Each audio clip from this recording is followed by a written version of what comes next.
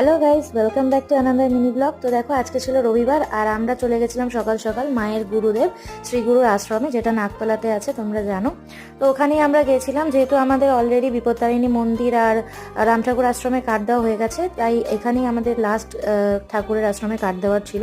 তো সেখানে আমি আর মাই চলে এসেছিলাম, আর ওখানে দুপুরে ভোগ প্রসাদ খাওয়াই। তো সেখানে ভাত ছিল, শাক ছিল, আর আলুর তরকারি আর ডাল ছিল।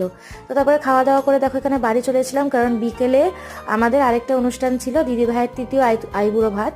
তো আমি আর অর্পণ মিলে একটু তাই মাঝখানে বেরিয়েছিলাম ঘুরতে, তাই একটু চাও খাচ্ছিলাম লালকাতে বসে।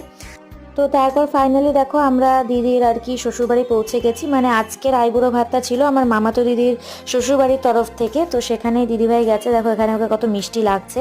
আর এখানে সোনা, মাসি, মেশো, তারপরে সবাই আমরা ইনভাইটেড ছিলাম। তো দেখো এখানে কি সুন্দর করে সাজিয়ে আয়োজন করে দিয়েছে দিদিভাই আইবুড়ো ভাতের জন্য। আমার মামাতো দিদি, জিজু, তারপর কাকিমা, কাকু সবাই